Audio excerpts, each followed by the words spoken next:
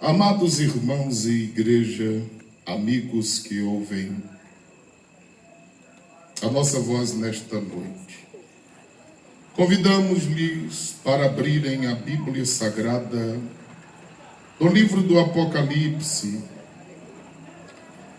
no capítulo de número 17. Queremos ler apenas um versículo e meditar em muitos nesta noite. Todas as vezes que temos uma oportunidade como essa, nós nos propomos a falar de salvação na pessoa bendita de Cristo Jesus. Sabemos que o culto em ações de graças, e nós louvamos a Deus por isso, mas também não é todos os dias que nós estamos assim no meio da rua para pregar a palavra do Senhor. E nós sabemos que pessoas de perto e de longe ouvem a palavra, e o nosso propósito é esclarecê-la a todos os que nos ouvem. Apocalipse capítulo 17, o versículo de número 8, apenas é o que nós vamos ler, mas meditar em outros. Está escrito: a besta que viste foi e já não é, e há de subir do abismo, e irá à perdição. E os que habitam na terra, cujos nomes não estão escritos no livro da vida, desde a fundação do mundo, se admirarão vendo a besta que era e já não é, mas que virá. Pai eterno, louvamos ao Senhor pela Tua palavra e pedimos ao Senhor que nos faça compreendê-la para a glória do Teu nome. Que as mentes e corações estejam dispostos a receberem a Tua palavra para a glória e para o louvor do Teu nome. Te pedimos e te agradecemos. Amém. Eu quero começar essa mensagem fazendo uma pergunta: onde o nosso nome está escrito? Esse versículo que lemos em algum momento falam de pessoas que não estão com o nome escrito no livro da vida. Os seres humanos andam preocupados em que o seu nome, a sua marca, esteja em algum lugar. E às vezes alguém coloca a sua marca em uma calçada da fama, o seu nome em uma lista de emprego, de alguém bem-sucedida em uma cidade como essa. Às vezes entre os mais ricos da cidade, e assim sucessivamente. Mas a minha pergunta é se o seu nome está escrito no livro da vida. Porque o nosso nome pode estar onde estiver nessa terra. Se quando nós fecharmos os olhos e a morte nos bater à porta, se o nosso nome não estiver escrito no livro da vida, nós estaremos eternamente distantes de Deus. Por esse motivo, lhe chamo a atenção para o capítulo de número 17 de Apocalipse, que é um livro que parece que não se lê tanto, o que pouco ouvimos falar. E as pessoas dizem que é complexo, e porque é de difícil entendimento, às vezes as pessoas já nem leem, já criam um obstáculo e não leem, não meditam na palavra do Senhor. Mas todos são sabedores de que até o próprio nome Apocalipse quer dizer revelação. Aquilo que foi revelado, exposto, descoberto. Então o desejo do Senhor é que a humanidade saiba o que a palavra de Deus diz acerca do final. E são os dias que nós estamos vivenciando. Para iniciar, nós queremos dizer que o Apocalipse, o capítulo 17 e o capítulo 18, eles são muito parecidos. A diferença é que no capítulo 17 fala de uma Babilônia que ela é simbólica, é utilizada para esclarecer algo na palavra do Senhor. Ao tempo que o capítulo de número 18 fala de uma Babilônia que ela é literal, realmente é um lugar na terra em que a Bíblia se refere. Mas o capítulo 17 começa dizendo o seguinte: e veio um dos 7 anjos que tinham 7 taças e falou comigo. Quem está falando é João, que foi lançado na ilha de Patmos por causa da pregação do Evangelho. Por ser uma fiel testemunha de Cristo, ele foi desolado, foi lançado ali como uma forma de punição, até mesmo porque esperavam que as feras o devorassem ali. É verdade que a verdadeira igreja de Cristo Jesus, ela sempre foi e ela sempre será perseguida, odiada, ridicularizada, enojada, desprezada, principalmente por aqueles que não querem obedecer à verdade do Evangelho. Portanto, todos os que verdadeiramente decidirem servir a Cristo deverão aguardar este desprezo, até mesmo dos familiares, até mesmo daqueles que estão próximos. Por esse motivo, a Bíblia Sagrada diz que João foi lançado ali. Mas mesmo estando ali desprezado dos homens, não estava desprezado de Deus. Mesmo estando abandonado pelas pessoas, mas não foi abandonado por Deus. Ainda que todas as pessoas nos desprezem nesta terra, se Deus estiver do nosso lado, nós haveremos de vencer e o nome do Senhor ser glorificado na nossa vida. A Bíblia Sagrada diz que um dos 7 anjos, que tinha uma das 7 taças, porque nós estamos vindo no livro do Apocalipse e seguindo de alguns juízos de Deus que descerão na face da terra, depois que a igreja for retirada. Logo, é por esse motivo que ele fala deste anjo que veio a ele, que tinha as 7 taças. Quando o anjo falou com João, ele disse que ele falou dizendo: vem e mostrar-te-ei a condenação da grande prostituta, que está sentada sobre muitas águas. Eu quero que você entenda que essa palavra prostituta está relacionada a uma falsa religião. A Bíblia Sagrada, principalmente no Antigo Testamento, é cheia de textos sagrados que fala de uma falsa religião, de um falso ensino, de um falso segmento. E quando fala destes falsos, está falando daqueles que não adoram verdadeiramente ao verdadeiro Deus, o Deus da Bíblia Sagrada.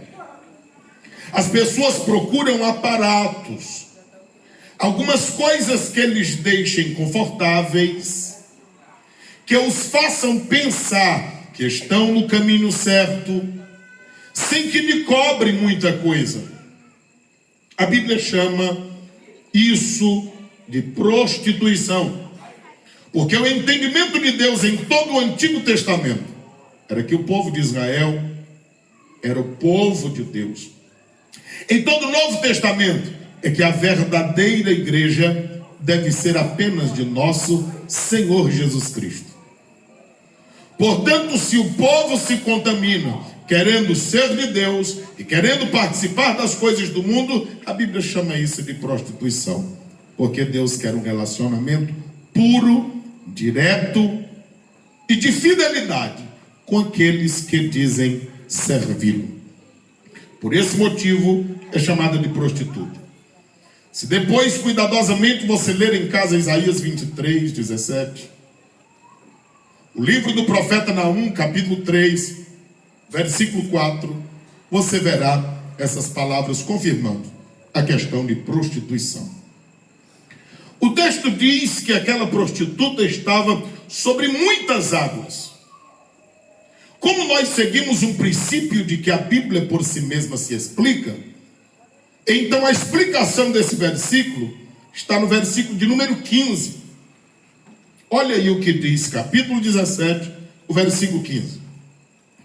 E disse-me: as águas que vistes, onde se assenta a prostituta, são povos, multidões, nações e línguas. Não se engane. As coisas falsas que surgem, elas têm uma abrangência muito grande. Tudo aquilo que é lançado pelo adversário ou inimigo, a fim de que possa enganar muitas pessoas, tem uma abrangência muito grande. E ainda mais no tempo em que nós vivemos, com o advento das redes sociais, todas as coisas se propagam muito rápido. E as pessoas não leem a Bíblia. As pessoas ouvem pessoas que elas não sabem quem são, de onde surgiram, quais os seus fundamentos, mas se diz alguma coisa que me faz bem, que me agrada, que me deixa confortável, logo eu sigo. E infelizmente, não são poucas as pessoas que são enganadas por uma falsa ideologia, por uma falsa religião, por um falso segmento. E a nossa pergunta não é se o nosso nome está em um segmento, em uma religião. É onde o nosso nome está escrito. Porque o versículo 8 nos disse que haviam pessoas que não estavam com o nome escrito no livro da vida. O texto sagrado diz, em Apocalipse 17, o versículo 2, com a qual se prostituíram os reis da terra e os que habitam na terra, se embebedaram com o vinho da sua prostituição. Observe que esse texto, quando fala que o falso ensino tomou de conta não somente de líderes, mas de todos os que habitam sobre a terra. O que esse texto está dizendo? Que esse falso ensino ele chegou tanto nas lideranças, sejam elas de governos, sejam elas de igrejas, denominações, sejam elas com pessoas que têm um poder aquisitivo alto, não importa. A Bíblia fala de reis, está falando de todos que estão em alta. Mas o texto também diz que ele chegou a todos os habitantes da terra. Então alcança também as massas. Porque o alvo do adversário é enganar o maior número de pessoas, para que no final sejam arrebanhadas ao inferno.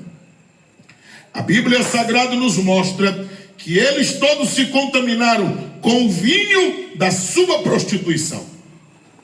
Uma simbologia para mostrar que as pessoas vão se embebedando com as fontes sujas, espúrias, rotas, que vão bebendo, sem analisarem pela Bíblia Sagrada. Não esteja em um lugar onde você não é incentivado a ler a Bíblia Sagrada.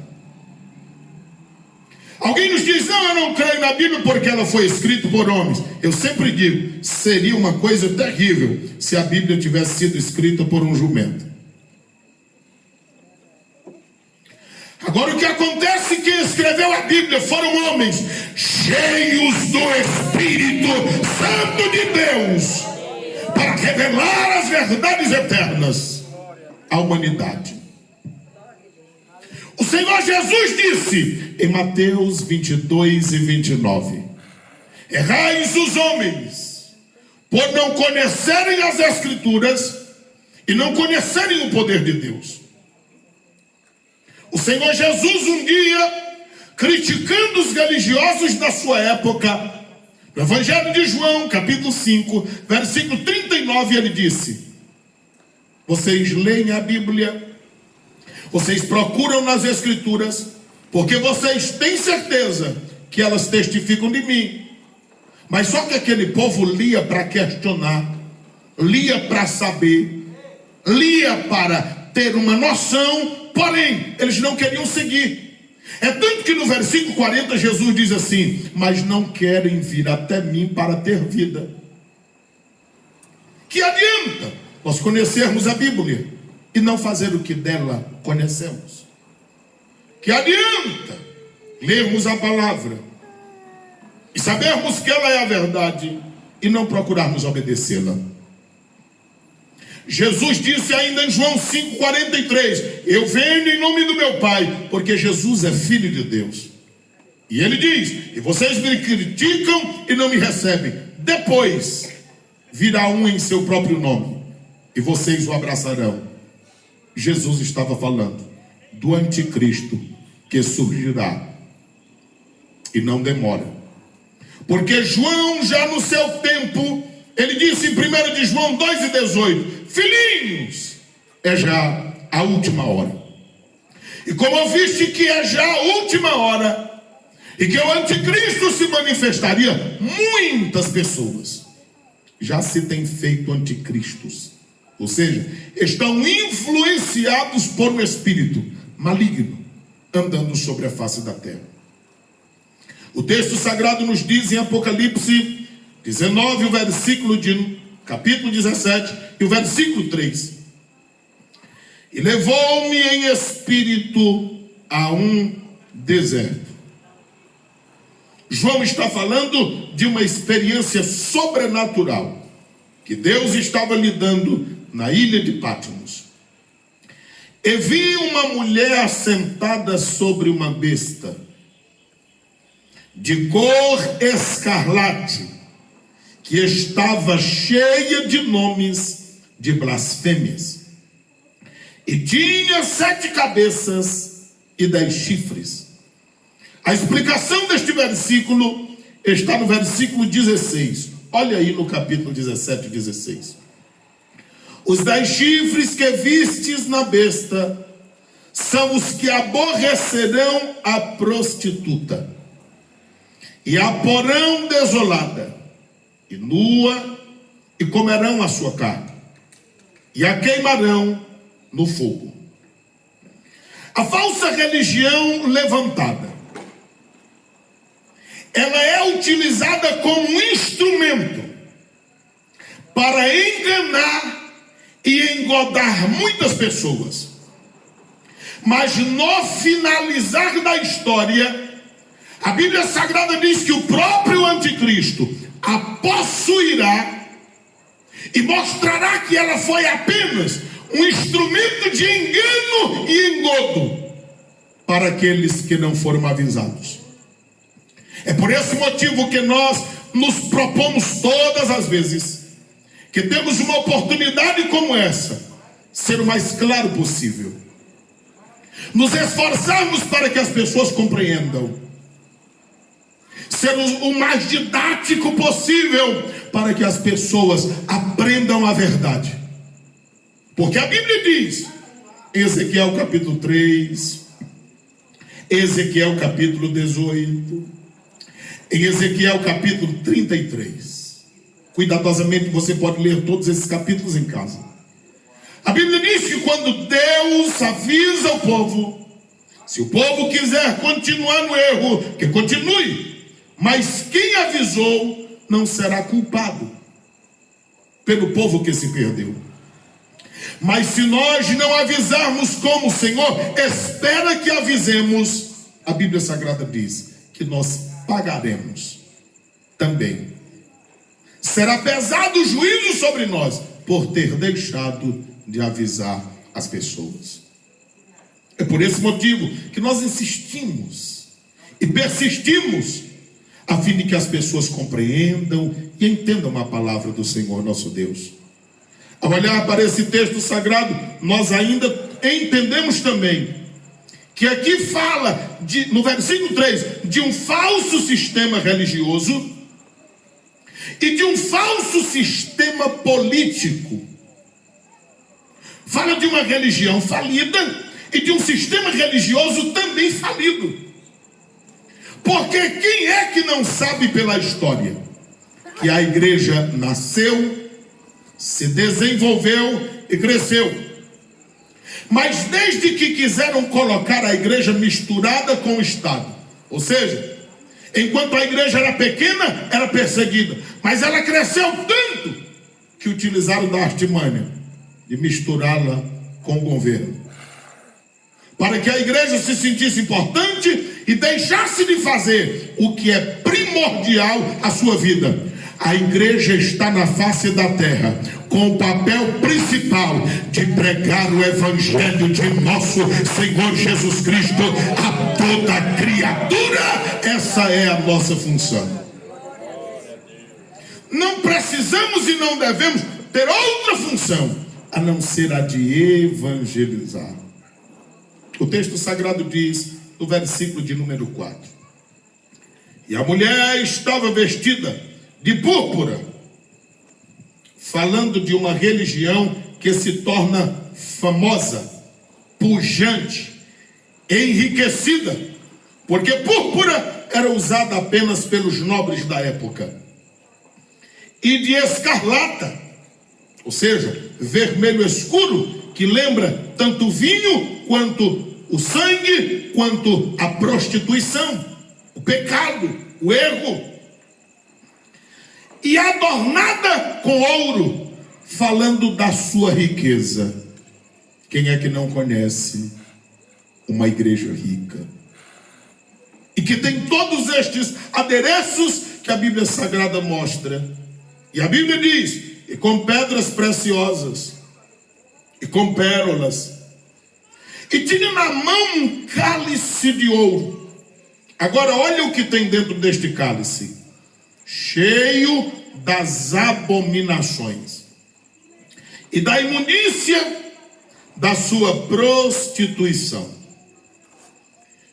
Se você olhar cuidadosamente, como aqui é uma falsa religião, uma falsa igreja, a prova é que Apocalipse 19:7 diz que a verdadeira igreja é esposa ou noiva do Cordeiro.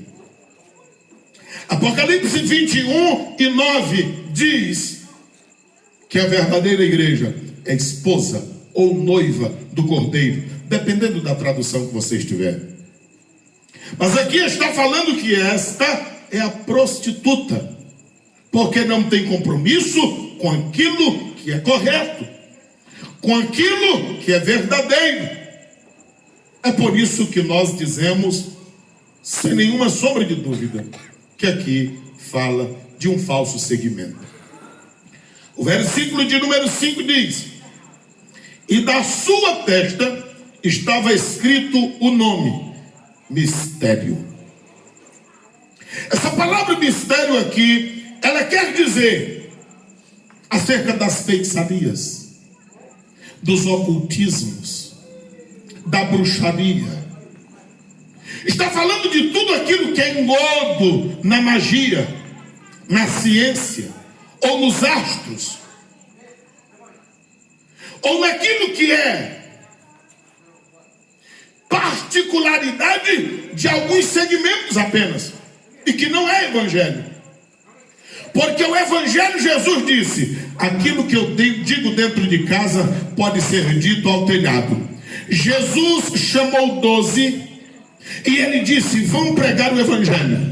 Jesus chamou 70 e ele disse, vão de 2 em 2, vão pregar o evangelho. Jesus achou pouco e disse, eu já morri, eu já ressuscitei, mas tem uma coisa, fiquem em Jerusalém, até que vocês sejam revestidos do poder do Espírito Santo, e quando vocês receberem este poder, vocês sairão pregando o evangelho em todo o mundo. E foi isso que Jesus fez com a sua igreja. Evangelho verdadeiro é palavra que se propaga. Você não verá em lugar algum na Bíblia o Senhor Jesus dizendo, esconde. Não. Não revela. Não. Deve ser algo escondido. Não. O que Jesus quer é que seja propagado o evangelho. O que ele quer é que todas as pessoas reconheçam. É por esse motivo que onde quer que seja, a igreja está lá.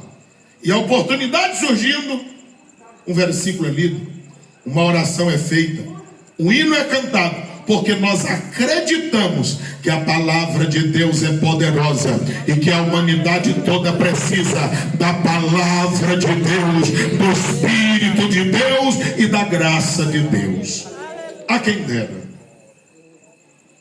dera que toda a humanidade observasse os estatutos divinos. Mas infelizmente querem tirar a palavra das escolas. Mas eles até suplicam que elas sejam expostas na cadeia. Mas se fosse liberada na escola, certamente nem de cadeia precisaria, se as pessoas ouvissem e obedecessem. O texto sagrado diz, no versículo de número 5, a grande Babilônia, a mãe das prostituições e abominações da terra. Se você olhar em Jeremias capítulo 51, versículo de número 7, a Bíblia diz que Babilônia estava como um cálice de ouro na mão de Deus. Porque Deus, naquele momento histórico, se utilizaria dela como um instrumento para cumprir os seus juízos. Babilônia é algo tão antigo, e o nome quer dizer confusão ou rebeldia, levantar-se contra, porque este nome, ele não aparece aqui no Apocalipse, ele está presente desde o primeiro livro da Bíblia. Em Gênesis, capítulo 10, versículos 8 a 11, aparece um homem chamado Nimrod, que tem por mulher Samiramuz ou Samiramis, como diz alguns escritores. E ele se acha poderoso na terra, e ele coloca-se no lugar como um imperador já dos seus dias, querendo criar uma religião para si, e querendo construir um nome para si mesmo. E quem serve a Deus não tem preocupação nenhuma com nome na terra, porque basta o nome de nosso Senhor Jesus Cristo, que é poderoso e é poderoso para todo sempre. Até a própria leitura da Bíblia, a Bíblia é linda. Em casa, cuidadosamente, você lê o livro do Êxodo, capítulo de número 2, você vai ver que uma simples mulher encontra-se com um simples homem, eles casam-se e eles têm alguns filhos, e nasce um menino, em que eles escondem por alguns meses, e que depois não podem mais escondê-lo, e colocam num cesto de junco, colocam à beira de um rio. E eu fico encabulado que eu vou lendo o texto e chama de menino, menino, menino, menino, menino. Até que a altura do versículo 10 ou 12 diz que aquele menino chegou nas mãos da filha de Faraó, quando ele já tinha sido desmamado pela própria mãe, talvez numa idade de 3 a 5 anos. Somente quando chega naquele dia é que a filha de Faraó olha para o menino e diz: ele vai ser chamado Moisés. Por que ela não se preocupou com o nome antes? Porque quem serve a Deus não tem preocupação com o nome. Embora sabendo que ele é importante, como diz Provérbios 17:1, é mais importante o bom nome do que as muitas riquezas. Mas para nós, o maior e melhor e bom nome é o nome de Jesus Cristo, o nosso Senhor. Porque sem Ele, nada somos. Com Ele, nós somos mais do que vencedores. Nós só viemos aqui nesta noite porque viemos falar em o nome de nosso Senhor Jesus Cristo, porque é o nome que nós reverenciamos. O texto sagrado diz, em versículo 6: e vi que a mulher estava embriagada do sangue dos santos e do sangue das testemunhas de Jesus. E vendo-a, eu fiquei espantado, e com grande espanto. João aqui está falando das perseguições contra a igreja de Cristo, que elas sempre foram naturais. Você não sabe o quanto o meu coração se alegra numa noite como essa, lembrar que somos igreja, e que estamos em uma rua de Esperantinópolis pregando a palavra de Deus. E mais alegre do que isso, saber que tem pelo menos neste momento mais 13 congregações reunidas com um número aproximado deste ou bem maior do que esse, fazendo o quê? O que nós estamos fazendo aqui, pregando a palavra e glorificando a Deus, porque Ele é poderoso. Você glorifica por quê, Silvio? Porque houve um pastor em Joselândia que de quando em vez vinha no Palmeiral e pregava o evangelho e voltava. Depois surgiu um outro que vinha mais frequentemente, chamado Salustriano. Mas ele passava, visitava e ia embora. E a igreja foi crescendo no Palmeiral. Passaram-se 3 ou 4 pastores, até que veio o pastor Esmeraldino, que ele vinha até aqui e pregava. Vinham os irmãos de Igarapé Grande e pregavam. Mas sempre que isso acontecia, eles eram recebidos com ovos podres. Ovos podres. Eram enterrados e quando estavam mal cheirosos, eram lançados nos crentes enquanto eles estavam no culto como esse. Eles eram apedrejados e saíam ensanguentados para que não fizessem um culto desta forma.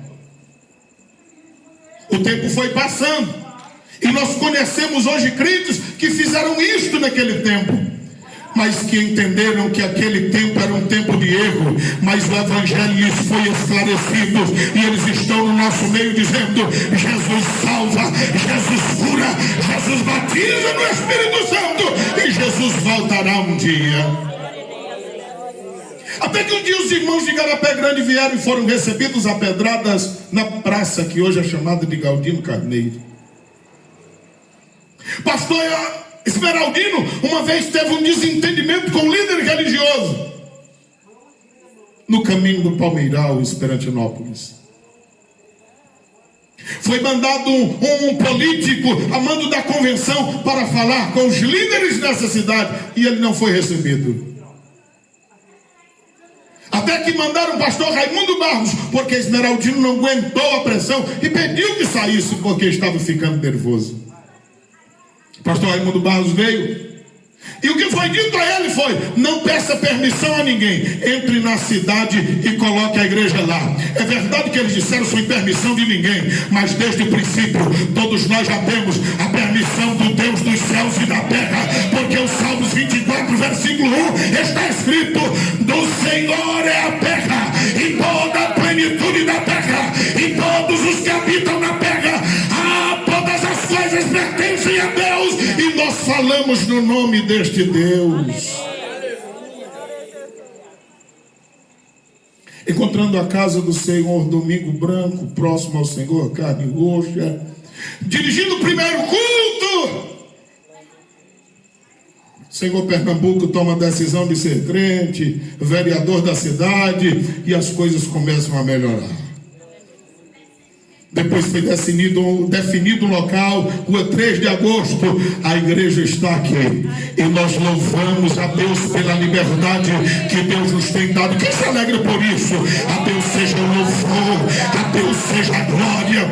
A maior prova de que esta é a igreja de nosso Senhor Jesus Cristo é que em meio a tanta perseguição e a tanto levantes, nós nunca paramos, nunca desistimos, e nós vamos continuando a nossa caminhada até que dia Cristo venha nos buscar. Essa é a nossa mensagem. É por esse motivo que João naqueles tempos, ele já via. É só você pegar um livro de história, ensino médio, e você vai ver um período, ou o ginásio, como nós chamávamos antigamente, e você vai ver uma falsa igreja, sempre perseguindo a igreja, matando apóstolos, matando servos do Senhor. É por isso que a Bíblia diz que se embebedavam com o sangue dos testemunhos. Foi a mesma coisa que aconteceu com João. Se você ler no Evangelho de João, capítulo 3, versículo 20, quando João reprovou a atitude de Herodes, que estava possuindo Herodias, que era a esposa do seu irmão Filipe, João reprovou a atitude, porque a igreja não reprova pessoas, mas atitudes que são contrárias à palavra do Senhor. Então, uma vez sendo contrárias à palavra do Senhor, a palavra reprova. É o Evangelho de João que diz no capítulo 3, versículo 20, 21, que as trevas não gostam da luz, porque a luz expõe as trevas, expõe os erros, expõe as inverdades. Mas a palavra continua, e é no livro do Apocalipse que diz, no versículo de número 7: e o anjo me disse: por que te admiras? Eu te direi o mistério da mulher e da besta que está atrás, a qual 7 cabeças e 10 chifres. Se você quiser ver a explicação deste versículo acerca dessas 7 cabeças, está aí no versículo de número 9.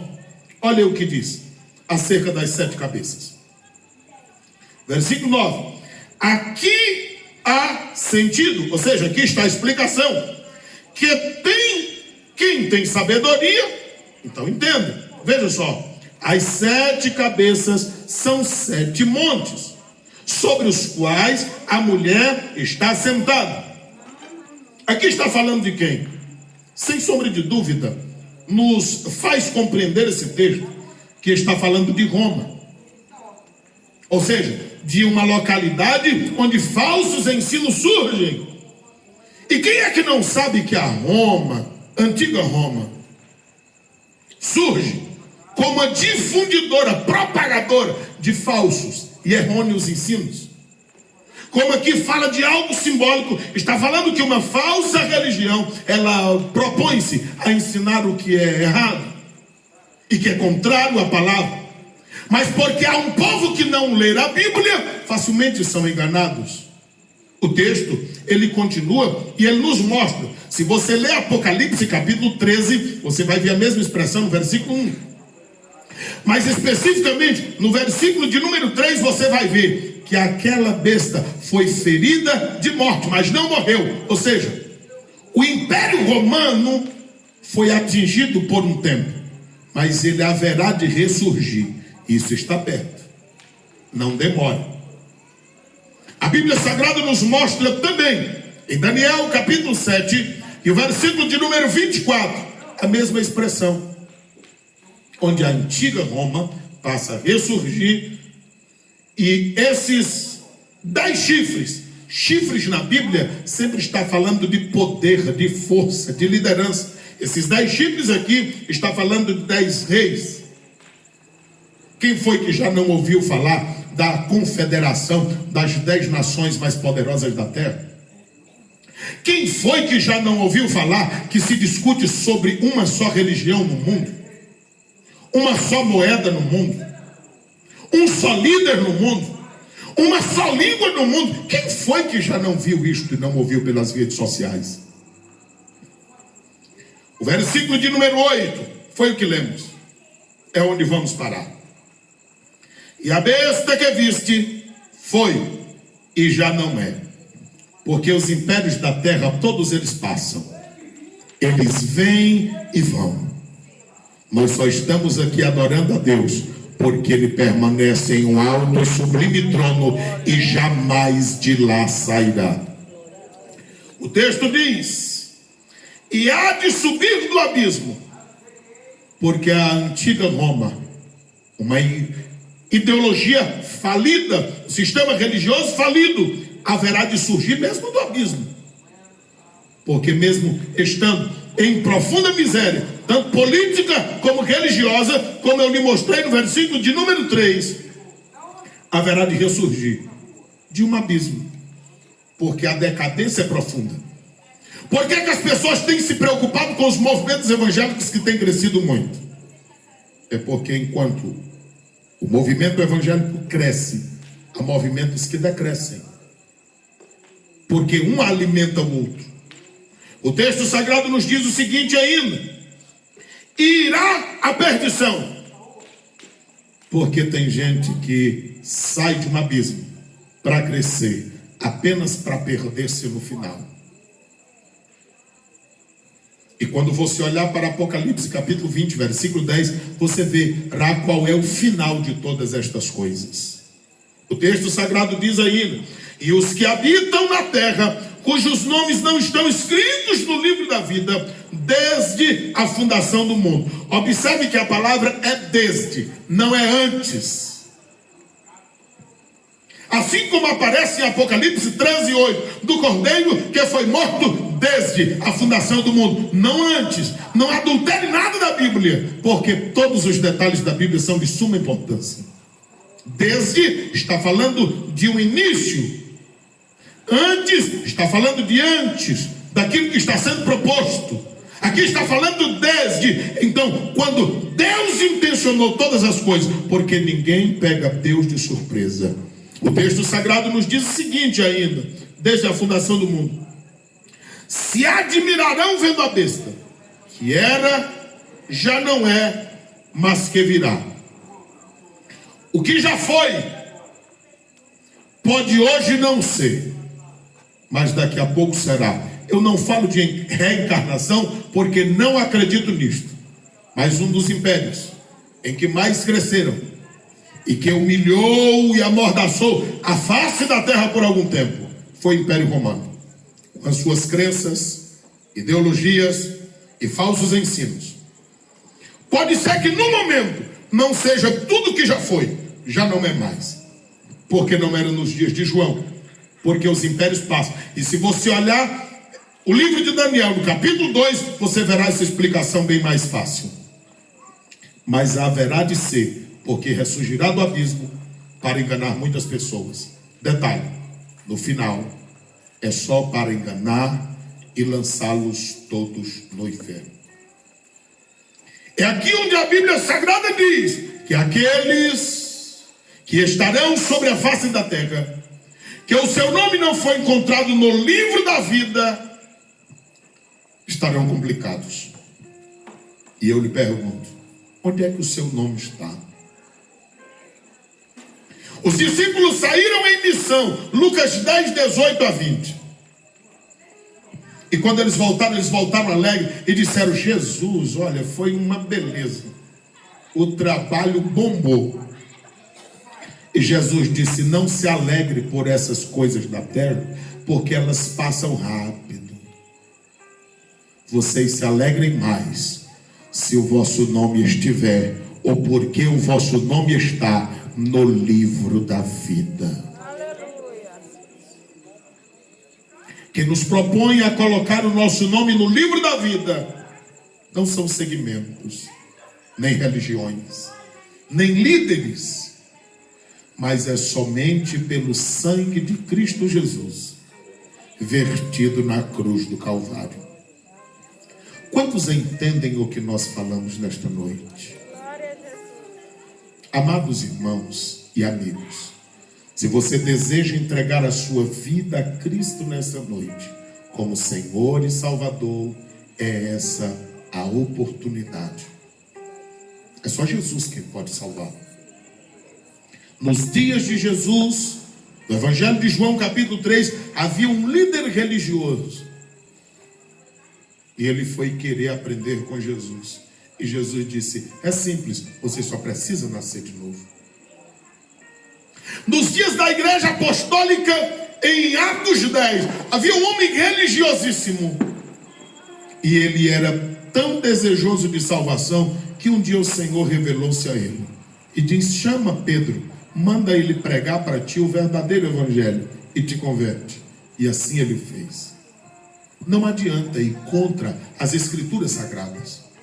Nós só precisamos ler, compreendê-la e seguir o que Deus tem proposto a cada um de nós. A nossa gratidão ao Deus dos céus pela vida dos irmãos, de todos os amigos que atentamente têm ouvido a palavra de Deus.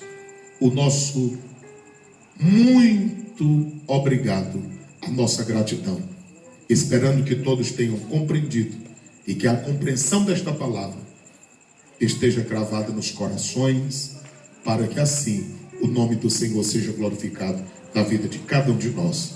Vamos ficar em pé e orarmos ao Senhor. Amanhã, círculo de oração na igreja para todos quantos estão aqui. Querido e eterno Deus de Israel, a nossa gratidão ao Senhor por mais esse culto de louvor e adoração a Ti, pela vida de todos os irmãos e amigos que atentamente ouviram a palavra do Senhor. Que o Teu Espírito Santo tome de conta das vidas, das mentes e dos corações. Que a toda essa vizinhança pelo Senhor sejam mais abençoados ainda. E que a palavra pregada nesta noite desça como uma revelação ao sentimento, ao coração de cada pessoa, para o louvor e glória do Teu nome. Nos dá uma noite na Tua paz, e enquanto descansamos, guarda nosso lar e ministra nosso espírito, alma e mente. Se o Senhor voltar esta noite, nós queremos nos encontrar contigo nas nuvens e ficarmos eternamente com o Senhor. Que a graça do Senhor Jesus e o amor de Deus, o nosso Pai, a comunhão e a consolação do Espírito de Deus seja conosco não somente hoje, mas sempre. E toda a igreja diz...